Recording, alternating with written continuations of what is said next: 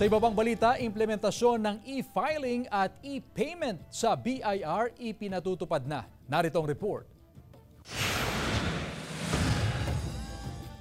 Sa ilalim ng Ease of Paying Taxes Act, nais mapabilis ng Bureau of Internal Revenue ang transaksyon ng mga taxpayer sa pagbabayad ng kanilang buwis. Isa na rito ang implementasyon ng e-filing at e-payment para sa contactless transaction.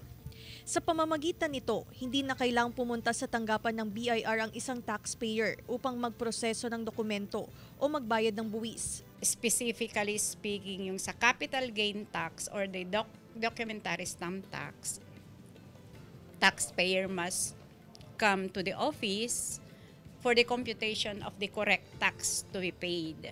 Okay. Pag na-compute na yan, then we advise the TP para i-online file nila yung mga dapat nilang bayadan. Para hindi na sila maabalan. Para hindi na sila pupunta dito, pipila pa.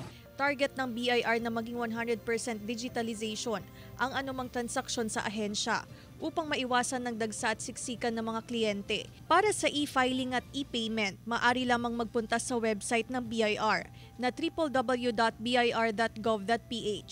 Bakit Siyempre computerized na tayo Talagang mapapabilis na. Hindi na tayo mano-mano.